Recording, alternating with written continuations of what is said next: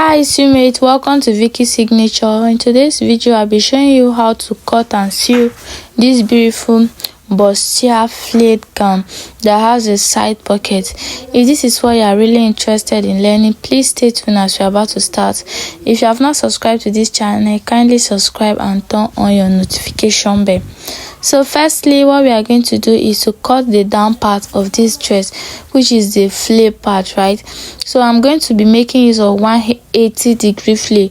So what I'm doing now, I'm trying to fold the fabric into two, then I can mark. So now after folding, I'll start with my calculation. So what I did here is what the full length minus the half length, which is 26. My full length is 46 minus 17, which is the half length. So what we'll be working with is 26 of length, that is for the flare. Now, so after getting the 26 for the length, now we have our waist to be 28. So we're going to be dividing our 28 by 3.14, which is going to be our half circle, which is 180-degree flare. So after dividing that, we have 8.9, that's approximately 9 inches, right? So now we'll be marking that 9 inches all the way around, just like you are seeing me doing like so. So I'll be marking that 9 inches all the way around to this edge, right? Now after marking the 9 inches, next thing we are going to do is to put our remaining length, which is 26, that we are going to be working with. So I'll put my 26 and mark it all the way around just as seen. Then I'll go ahead to cut it just as seen. Now after cutting the down part, I'll go ahead to also cut the upper part, but this time around I'll be using half inch to cut it, as the half inch may not be that visible, but then try to use yours so that when turning it there'll be enough space. Now after doing that, I try to notch it so that whenever I'm joining it, it will be very easy for us. So now let's go ahead to the drafting of the bustier. So if you watch my tutorials very well, you are not going to be new to this particular basic bodice I'm drafting. So I always upload basic bodice tutorials. So this is the front and then this is the back. So I'll go ahead to do the basic bodice and then we'll start our bustier alteration from there. So I'm just trying to put shoulder to bust point, shoulder to under bust, shoulder to waistline, then I'll go ahead to connect it together. So once I'm done with the basic bodice, we can now start from there. So now this is what we have after drafting the basic body. So this is me imputing my dart, right? Now after putting the dart, I went ahead to put my waist measurement plus 1 inch for the dart intake, and then I connected it upward. So I will also take the dart at the back and go in by half of an inch, connect it to the upper part just for our zipper to relax, and then mark 1 inch out for our zipper allowance.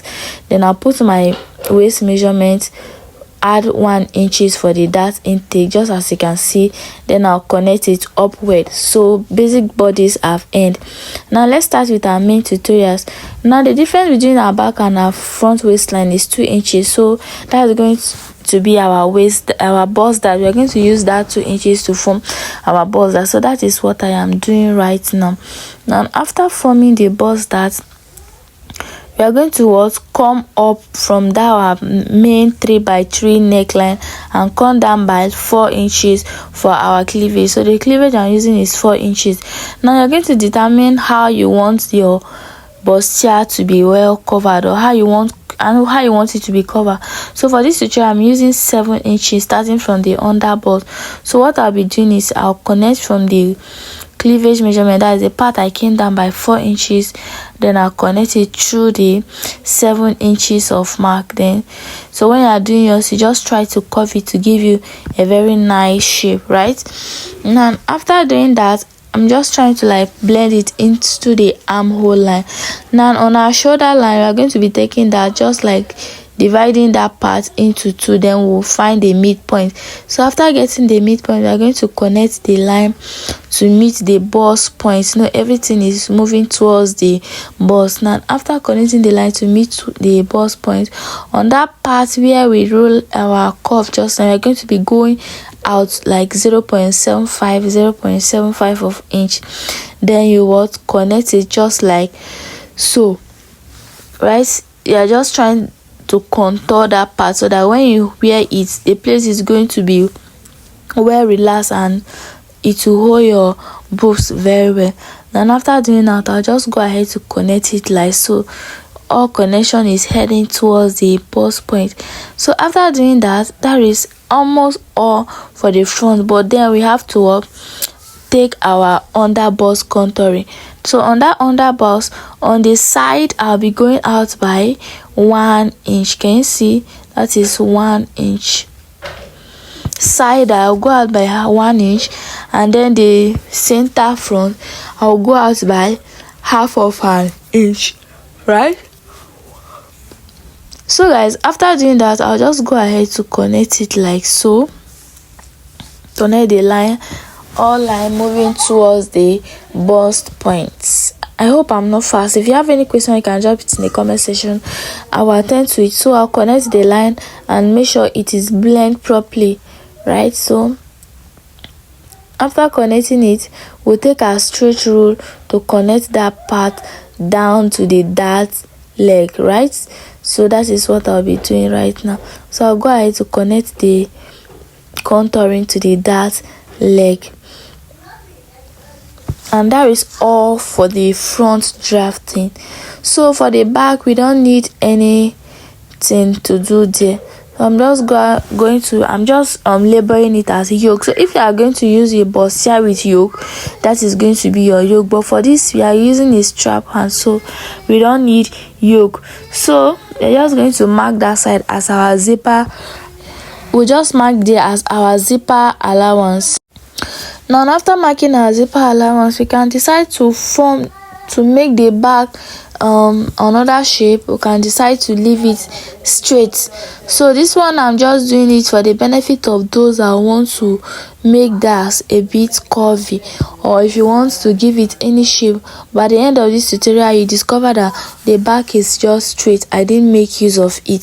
So that is just what I'm trying to say here. So if you like, you give it a little bit of shape to cover up small, but if you don't like, you can just leave it. So at the end of the day, I didn't use that. I used the straight part. So now we just go ahead and start cutting.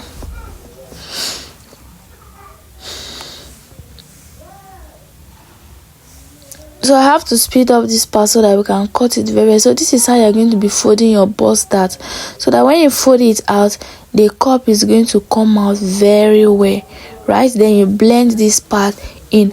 After that, you just go ahead to trace the remaining part and then cut it out very well. So one thing about this is, once you are done, you just have to label every part so that you don't mistake anyone. Now for this yoke, can you see, if at all we are going to be making use of yoke, that is a yoke we'll be using. And look at the back, I didn't use the curved part, I used a straight part.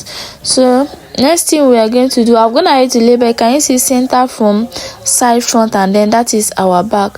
So next thing we are going to be doing is to cut on our main fabric. So when cutting on the main fabric, I'll be adding 2 inches to the side for sewing allowance, and then the side for joining, I'll be using ½ inch for joining, right? So guys, this is what we have. After cutting it, I've also cut the lining. Sorry, I'm using this kind of lining for the bag. It's my dress, right? The main purpose here is for you to understand what I'm trying to say. So for the wording, in order for you to cut your wording, you're going to be folding your wording just like so. Now after folding it, you pick the center front, place it just like so, and then pick your marker, and then I'm just trying to see if the two can fit in there. So after doing it like so, you are going to use your pin to secure it very well. So you just have to be very careful here. So now after using your pin to secure it, you are going to mark it, right? You're going to be marking it, but let's use our pin to secure it down very well. Now next thing is for us to do is to mark where we will be cutting. So on the upper part, you go up by ½ inch, will come down by 1 inch, and then the down part you're just going to stop at the under bust. Note everything is stopping at the under bust. Then you just go ahead to cut it straight, and then the side you are going to trace it following the direction of the wording, right? Can you see what I'm doing? So you just come down by 1 inch from the topmost there, and then that is how you are going to cut the wording for the center front. Then for the side front, you just get to place it like so.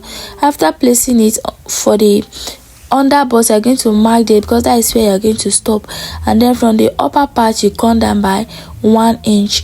So after coming down by 1 inch, you're just going to curve it in like that and try to form your cup. So while forming your cup, take note of 4 inches wide, right? That is, the width should be like 4 inches. Let it not be too small, because when it is too small, it will not be able to cover up properly. So after doing that, you just go ahead to remove it and then cut it very well. So one thing I usually do is that after doing all this, I use my marker to label it, so that I know the part that is side, part that is center, up and down, so that when you want to iron it to your main fabric, it will be very easy for you. So that is why I'm labeling it up, down, side, and then center, right? Center and side. Yeah. Now next thing for us to do is to go and iron it very well. So now I'll be ironing the paper stale on it first before ironing the wording. So after ironing the wording, this is what we have. Can you see the 1 inch space we left at the top? It is showing very well. Now I've gone ahead to cut out the lining. I've already talked about this before. And then for the back, I've also gone ahead to iron paper stale on the back piece. So now we are going to be working with the wording. So we are going to be joining the appropriate side to the center front, just like seen, just as seen, right? So you'll be placing it very well. Use your pin to secure it, and then after securing it, you go to the sewing machine and stitch it down very well, just as seen. So when I go to the sewing machine, I'll sew it curvely like so. Can you see what I'm trying to do? Then I'll sew it down. So once I'm done sewing one side, so after sewing the one part, I'll go ahead to sew the second part just as explained. So once I'm done, I'll bring it so that we can see. So guys, after joining it, this is what we have. I've gone ahead to iron it very well so that it can lay very flat. Can you see? This is what we have, and the whole thing is so curved, just like we cage it, and nothing is caged. So when you draft your pattern very well, this is going to be the result you have. And for the back, I've gone ahead to turn it with the lining. Then I also went ahead to fix the strap. So this is not a new thing. So you just fix the strap at where your dart is connected, right? So where your dart is connected, just go in by 4 inches or 3.75, which is your nipple to nipple divided by 2, and then you fix it there. So now for the front, now what we are going to be doing now is we're going to cover it with the lining, right? So while covering it, we make sure we fix the strap inside, then we can turn it over. So now for the strap, we are going to be placing it very well, and then we'll turn it over like so. Can you see the way I'm turning it? Yes. So you now insert it inside the space for the strap of the front. Then while sewing it, is going to be sewn together, so that when you are done, everything is going to turn together. So once I'm done sewing it, I'll bring it so that we can see it from there. So guys, after sewing it, this is what we have. I've gone ahead to top stitch. I've gone ahead to notch, right? I've gone ahead to notch it so that everywhere can relax properly. So let's open it and see what we have. Can you see the way the strap is looking? So I'll just go ahead to top stitch and bring it. Now after doing a top stitch, this is what we have. Now let's go ahead to turn it inside very well, right? Let's turn it inside very well. So I'm just trying to cut some unnecessary thread. So right after turning it, this is what we have. Everything is looking so clean. So one thing you have to notice is that when you don't fix it very well, at the end of the day, you see that the sleeve or the strap is not going to be straight. So once you discover that, you're going to fix again. So now for the back, I'll go ahead to put the back dart. Can you see where I'm notch, where I mark? So I'll go ahead to insert the back dart, right? I'll insert the back dart, then I'll bring it for you guys to see. So guys, after putting the dart, this is what we have. Next thing for us to do is to what? Is to stitch the down of the front, and then we can use our gather. So we can now sew the flear to it, right? We can sew the flear to it. So what we are going to do is we are going to be matching it just like this, then we'll sew it all the way down. Then for the other flear, I've gone ahead to divide it into two, so one for each part of the back. So I'll go ahead to also join it like so, and then I'll bring it. So guys, after joining the front, this is what we have. And then for the back, I'm gonna ahead to join the back also, and then this is what we have for the back. So I'm gonna ahead to join the two back. So next thing we'll be doing is to join the main bodies together. So this is me trying to arrange them properly. Because of the strap hand, you need to arrange everything properly, because if you don't arrange it, at the end of the day, you see that one of the strap you have shifted or it has squeezed, right?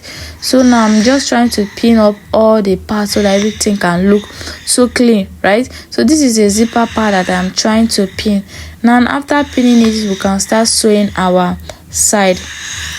So for the back, for the zipper part, I'm using 1 inch for the zip, just as we did while we were drafting our upper basic bodice, right? So now for this side, we'll be using 1.5 inches, because initially I added 2 inches, and then after turning it have reduced. So we'll go ahead to mark the 1.5 inches all the way down. So while marking it, I went down by, from the waistline I came down by 4 inches, and then from that part I measured like 6 inches to give a space for the pocket. So after that, before fixing the pocket, I discovered that the space where I'm about to fix the pocket is too down, right? So what I did was, from the waistline, can you see what I'm trying to do? From the waistline, I put the waist measurement of 17 inches, then I came down by what? 2 inches. That is to say, we'll be using, and you see, yes, I'll be using 1.5 inches, so it will be around 18.5. so around that 18.5, I came down by extra 6 inches again. So that is going to be the space for the pocket. So this is the pocket I made. So while joining it, I'll go ahead to what? Join the pocket together. Can you see? And then when I turn it, I'll join the other way round. So I'll do for the two side, then once I'm done, I'll bring it. So guys, after doing that, this is what we have. We have gone ahead to also fix the zip, fold the down of the dress, and then for the pocket, I've gone ahead to what? Insert the pocket. I believe this tutorial was helpful, and if you have any question, you can kindly drop it in the comment section, and see you in my next tutorial. Bye, and hope you will be recreating this.